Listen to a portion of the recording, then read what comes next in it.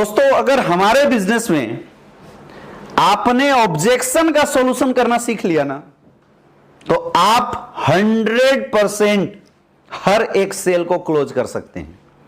यह बहुत बड़ी आर्ट है और हमें सीखना बहुत जरूरी है। यह कोई बहुत टफ चीज नहीं है।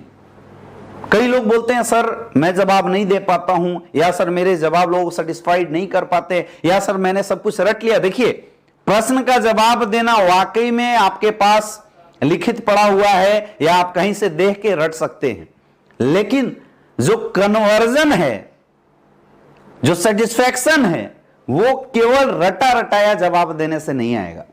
जब आप किसी को प्लान दिखा रहे हैं, सामने वाला मना कर रहा है या कुछ प्रश्न पूछ रहा है, इसका मतलब उसके दिमाग में डाउट है। आपको वो डाउट पकड़ के खत्म करना पड़ेगा, और ये बहुत ही आसान है।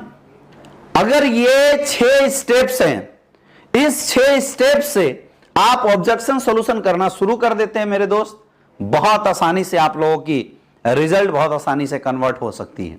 सबसे पहली चीज, ऑब्जेक्शन सॉल्यूशन में 3F रूल को आप लगाइए। Feel, felt and found. जब तक आप सामने वाला ये ऑब्जेक्शन क्यों कर रहा है, इसकी रियल वजह जब तक आप नहीं समझेंगे, तब तक शायद आप जवाब नहीं दे सकते हैं। तो पहले सामने वाला क्वेश्चन क्यों कर रहा है, इसको फील कीजिए, देन फेल्ट महसूस कीजिए, और तब आपको अंदर से जो जवाब आती है वो जवाब आपको देना चाहिए। 6 स्टेप्स हैं ऑब्जेक्शन सॉल्यूशन के, आप सारे लोग नोट भी कर सकते हैं, लिख सकते हैं। सबसे पहला स्टेप्स, सामने वाले ने जो भी प्रश्न आपसे पूछा, सर मेरे पास समय नहीं है, सर मेरे पास पैसे नहीं है, मैं ये बिजनेस नहीं कर सकता, सर मैं 2 नहीं जोड़ सकता, प्रोडक्ट बड़े महंगे हैं, कंपनी भाग गई, तो जिस भी प्रकार का कोई भी क्वेश्चन लोग आपसे पूछे, ABCD कोई भी क्वेश्चन हो, कुछ नहीं करना। पहला स्टेप आपको करना है, चेहरे पे स्माइल लानी है। क्या करना है? चेहरे पे स्माइल लानी है। चेहरे पे स्माइल लाते हुए आप बात करना। अगर आपने चेहरे पे मुस्कुराहट ला दिया ना, तो आपका 50% तो काम ऐसी हो गया। कई लोग क्या परेशान हो जाते हैं, यार इसने क्वेश्चन ऐसे कैसे पूछ दिया, इतना मेरा यार दोस्त था, ऐसे कैसी बातें इसने कर दिया। दोस्तों, ऐसा करने से आप गेस्ट के दिमाग में नेगेटिव इंपैक्ट डालेंगे। लेकिन अगर आप मुस्कुरा गए तो सामने वाला भी समझ जाएगा यार बंदे को जवाब आता है। तो कोई ABCD किसी भी प्रकार का प्रश्न आपसे पूछे, आपको सिंपल सा क्या करना है, चेहरे पे मुस्कुराहट लानी है। और पहला स्टेप जो आपको करना है, सामने वाले के हां में हां मिलाना है। याद रखिए, इस दुनिया में किसी को विरोध करके आप जीत नहीं सकते।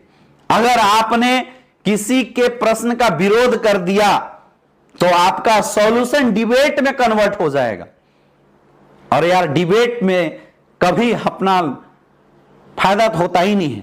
अगर आपने सामने वाले को हरा दिया तो शर्म से वो आपके साथ ज्वाइन नहीं करेगा, और अगर आप हार गए तो हारे के साथ कौन ज्वाइन करता है।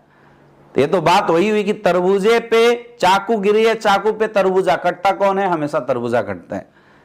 इसलिए आपको डिबेट में नहीं पढ़ना है। सबसे पहला उसके हां में हां मिला ली। जब आप हां में हां मिलाएंगे तो सामने वाले का दिल के साथ आपका कनेक्शन जुड़ जाएगा। जैसे किसी ने बोला सर मेरे पास पैसे नहीं है, बिल्कुल सही बात है सर, और जैसा कि मैं समझ पा रहा हूं और मुझे पता है सर कि आपके पास पैसे तो बिल्कुल नहीं है, इसलिए तो मैं सर आपके पास आया हूं। बिना सोचे सामने वाले के हां में हां मिलाइए।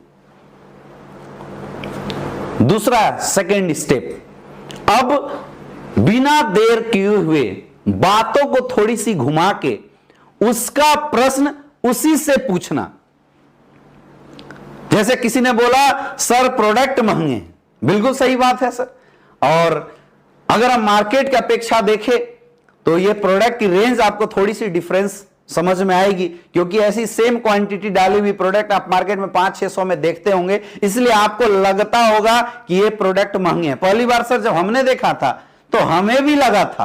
पुनः दूसरे स्टेप में आना, लेकिन सर क्या आप जानते हैं इस दुनिया में कोई भी प्रोडक्ट सस्ता या महंगा कब होता है? हमने क्या किया, प्रश्न घुमा के दोबारा उसके सामने डाल दिया, इसी को बोलते हैं सवाल ही जवाब है। प्रश्न घुमा के दोबारा उसके सामने डाल दिया। देन थर्ड, आपको लॉजिक जवाब देना है।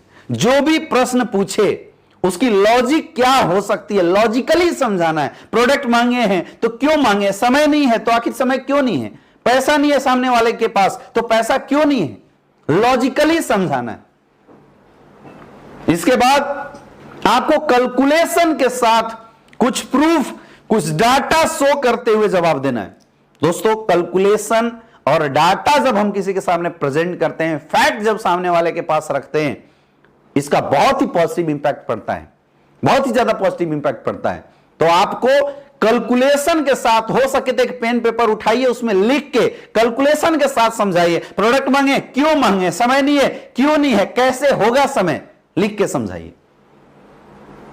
इसमें आप कुछ डाटा, वीडियोस वगैरह का सहारा लेना चाहते हैं, वो भी आप दिखा सकते हैं। नेक्स्ट स्टेप, अब इमोशनल जवाब देना है। बहुत इंपॉर्टेंट पार्ट है, इमोशन के साथ कनेक्ट करना। इस काम का या ये जो समस्या है इसकी जिंदगी में, इसकी वजह से इस समस्या ने इसकी लाइफ में कितनी इमोशनल लॉस किए हैं, यह एहसास दिला देना। अगर आपने इमोशनल जवाब देना सीख लिया, रिजल्ट बड़ी तगड़ी आ जाएगी। और देन लास्ट में सेटिस्फैक्शन की ओर जाना है, मोटिवेट करते हुए आपको सामने वाले की सेल्स को क्लोज करना है। तो पहला, हां में हां मिलाना है। दूसरा, आपको सामने वाले का प्रश्न घुमा के उससे पूछना है। तीसरा, लॉजिक जवाब देना है। चौथा, कैलकुलेशन के साथ जवाब देना है। पांचवा, इमोशन के साथ जवाब देना। और छठा, मोटिवेशन के साथ आपको फाइनल क्लोजिंग करनी है। ये जो 6 स्टेप्स हैं, ये जिस तरीके से मैं आपको बता रहा हूं, उसी तरीके से 1 बाय 1, स्टेप बाय स्टेप अगर आपने जवाब दिया तो मेरे दोस्त कन्वर्ट हो जाएंगे। कई लोग गलतियां क्या करते हैं, पहले लोग इमोशनल जवाब दे देते हैं, बाद में कैलकुलेशन, फिर घुमा के पलटते हैं। ये सेम जिस सिस्टम से दोस्तों आपको मैं बता रहा हूं, उस तरीके से आपको प्रश्न का जवाब देना पड़ेगा। और अगर इस तरीके से, सिस्टमेटिक तरीके से आपने प्रश्न का जवाब दिया तो गारंटेड 100% जिस इंसान के पास आप बैठोगे उसके प्रश्न की डाउट क्लियर करके, सेटिस्फाइड करके आप 100% वहां से रिजल्ट निकाल लोगे। यह तरीका आपको सीखना पड़ेगा। तो आइए अब हम एक एक करके इन प्रश्नों का जवाब आपको दे के दिखाते हैं कि इस 6 स्टेप्स को लेते हुए इन प्रश्नों का जवाब हम कैसे दे सकते हैं।